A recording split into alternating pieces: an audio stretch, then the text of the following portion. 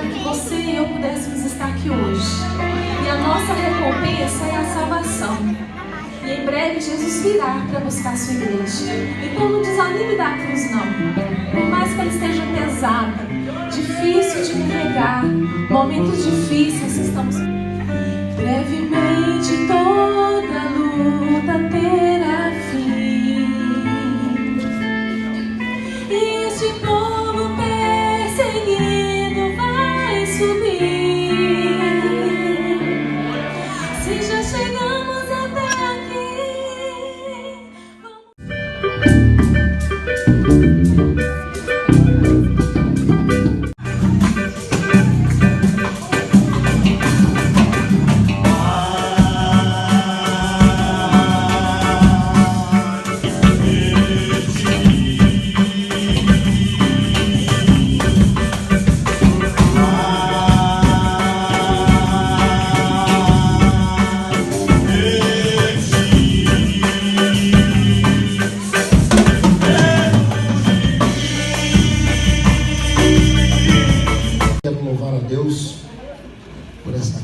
por esse ministério, por tudo aquilo que o Senhor realmente tem feito no vosso meio. Eu louvo a Deus pelo fato do Senhor Ele ter levantado, aqui em São Gonçalo esse ministério. Eu acredito também que Deus é o Deus do impossível, Deus que faz coisas maiores, chamando aqueles discípulos, Natanael, chamando Filipe, e eles ficaram já assim estagnados pelo que o Senhor fez, apenas por uma revelação que o Senhor deu para aquele varão ali, quando falou com ele, que antes mesmo dele se apresentar, o Senhor já tinha visto ele, chamando ele pelo nome, falando que ele era um discípulo, ou seja, que ele era um israelita fiel. O Senhor falou com ele e disse para ele, o seu nome, e antes de você vir, eu te vi debaixo de uma figueira. Aquele discípulo ficou assim estagnado e logo expressou: tu és o Deus de Israel, tu és profeta, logo estagnou por causa do que o Senhor tinha feito, tinha falado. Mas Jesus disse para ele que coisas melhores ainda viriam. Você não entende? Coisas melhores ainda iria vir. Fechado muitas das vezes. Por que ficava fechado o céu? Porque o povo estava debaixo de uma lei. Então o céu muitas vezes estava fechado, porque dependia do povo. Se o povo se humilhava, o céu se abria. Se o povo confessava os pecados, os céus se abriam. Se o povo se arrependesse dos seus maus caminhos, os céus se abriam. Você está vendo o que? Isso na antiga aliança. O céu então se fechava porque dependia do povo. Se o povo ali tivesse em obediência, se o povo ali fizesse e cumprisse a lei, aí os céus se abririam. Mas escuta bem, isso foi na antiga aliança. Isso foi aonde? Na antiga aliança. Jesus, quando veio, ele abriu o céu para nunca mais fechar. Glória a Deus. Você me entende? Aleluia. Na antiga aliança, os sacerdotes, eles eram postos e dentro de um ano, eles ali ofereciam sacrifício anual. Se o sacerdote estivesse bem, o povo era abençoado, porque o povo era representado a Deus pelo que? Os sacerdotes. Os sacerdotes apresentavam-se a Deus. Então era a representação do povo. Se o sacerdote era bom, aquele ano era um bom ano de colheita, aquele ano não havia doenças, enfermidades, não matava os pagãos. Então Jesus ele foi colocado no madeiro. Filipenses diz, ele se humilhou até a morte, e morte de cruz. Porque só pela morte e morte de cruz que todas as maldições seriam removidas da humanidade. A cruz sempre foi o ideal de Deus quando se trata desse sacrifício. você encontra lenho ou madeiro. Quando você vai estudar um pouco sobre essa questão da cruz, nem sempre é no formato do jeito que a gente vê, mas às vezes é um lenho, às vezes é um madeiro, às vezes é uma forma de se pendurar, mais ou menos desse jeito. Mas você sempre vai encontrar o lenho. O lenho sempre foi mostrado como um lugar onde quebra a maldição.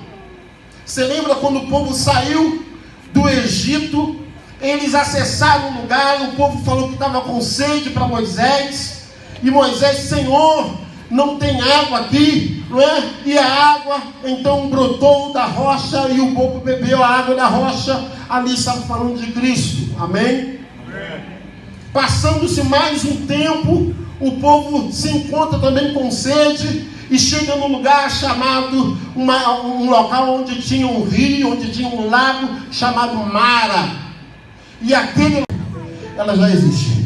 Que fé é essa que já existia, mas estava agora guardada debaixo da lei?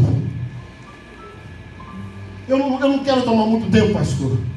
Eu não sei, né, qual o tempo que nós temos. Eu não quero tomar muito tempo, correto? Mas aonde Deus nos conceder aqui, a gente vai até o tempo nos permitir. Amém, queridos?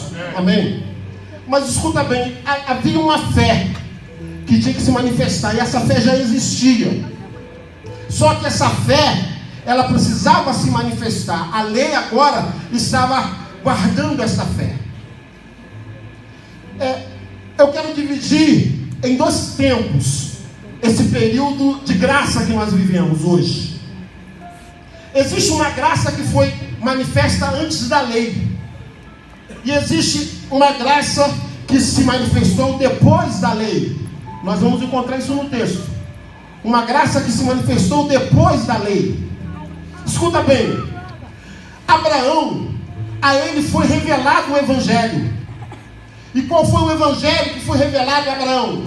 Esse mesmo Evangelho que nós conhecemos, o Evangelho de fé em fé.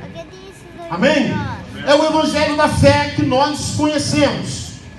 Diz assim: é o caso de Abraão, que creu em Deus, e isso lhe foi imputado como justiça. Sabei, pois, que fé é essa? Se jogar aqui, você vai me ajudar e a gente vai sair mais cedo. Amém? Quem já achou que é graças a Deus? E temos, portanto, o mesmo espírito de fé. Fala assim, espírito de fé. Fala assim, nós temos o mesmo espírito de fé. Como está escrito? Como está escrito? Davi havia tido essa revelação da graça. Davi havia tido a revelação da graça. Se você estudar os heróis da fé, o capítulo 11 de Hebreus, você vai ver aqueles homens ali, todos tiveram revelação da fé, irmãos. Aqueles homens não eram nenhum super-homem, não. Aqueles homens ali estavam todos tendo a fé em Cristo Jesus. A fé de todos esses homens estavam voltados para frente, como a nossa está voltada para trás. Diga amém. Porque eles foram antes de Cristo e nós estamos depois de Cristo. Então olha só, e temos portanto o mesmo espírito de fé, como está escrito. Davi falou: criei, por isso falei. Até ali foi a palavra de Davi. Criei, por isso falei. Diga assim, criei, por isso falei. Ele não falou assim, poxa, a vida está escura. Se ele falasse isso, a escuridão ia triplicar. Mas quando ele viu tudo escuro, ele falou: haja luz. Haja luz. Haja luz.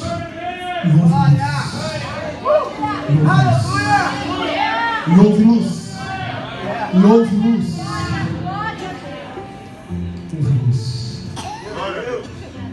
O povo é responsável pelo caos que está acontecendo nos dias de hoje, no estado do Rio e no Brasil.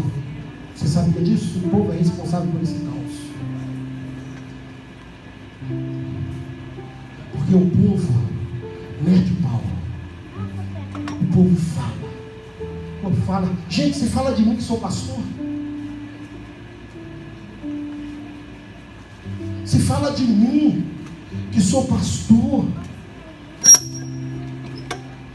quanto mais dos ímpios. Mas a igreja tem que ter uma linguagem diferente, porque você é a igreja. Você precisa ter uma linguagem diferente. Você começa profetizando dentro de casa. Você começa declarando dentro de casa o espírito de fé. Você começa declarando no seu trabalho. Não importa quantas vezes você precisa declarar, mas até que aquilo se transforme, declare.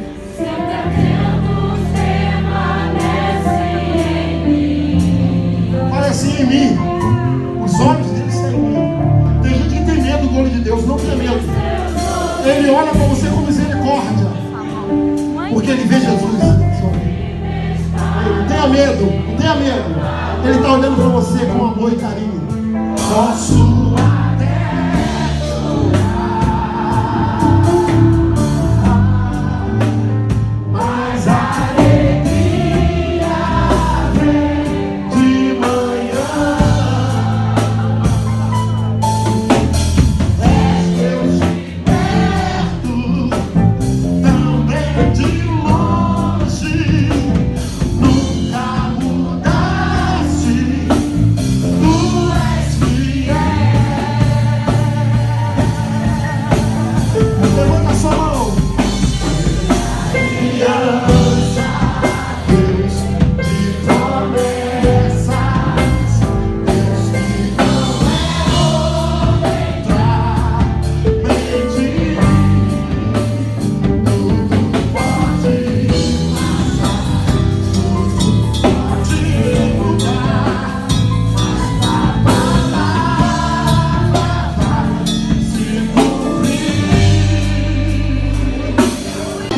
Fala, fala, fala com Deus. Se cumprir. Aleluia. Aleluia. Aleluia. Vamos dar palmas, muitas palmas. Os céus receberão esse aplauso. Os céus receberão esse aplauso. Você está no lugar certo, adorando a Deus. Aleluia.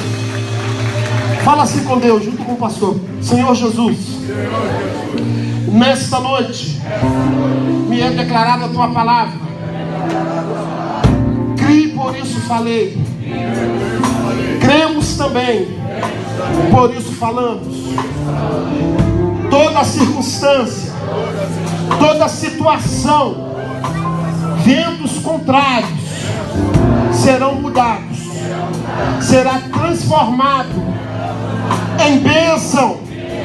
Todo mal, intento de Satanás será impedido. Os planos de Satanás serão frustrados, porque os planos de Deus não podem ser frustrados. Diga assim: não pode haver dois planos ao mesmo tempo. Ou é o plano de Deus, ou é o plano de Satanás. O plano... Queiram voltar para Jesus. Tem mais alguém? Levanta sua mão e nós vamos orar por você. Tem mais alguém para Cristo? Um jovem, uma irmã, um irmão, Senhor. Amém. Glória a Deus. Amém. Amém. Onde está a terceira pessoa para Jesus? Tem mais alguém para Cristo nessa noite? Mais alguém que queira dar esse grande passo e ter uma mudança de vida? Dizer não para os planos de Satanás e sim para os planos de Deus que Deus tem na sua vida. Tem mais alguém para Cristo? Tem mais alguém que queira então voltar para Jesus? Tem alguém para Cristo? Então vou pedir para vocês, levanta a mão, um sinal de aceitação e fala assim: eu entrego a minha vida nas mãos do Senhor Jesus. E se tenho Ele como meu Senhor e meu Salvador. Vamos orar por esses irmãos. É como disse o pastor aqui. O verdadeiro evangelho, o apóstolo Paulo diz, não há outro evangelho a não ser esse pregado entre os irmãos. O evangelho da graça, a fé se manifesta pela palavra de Deus. Aquele, pois, que nem ao seu próprio filho poupou, antes o entregou por todos nós, como não nos dará com ele também todas as coisas?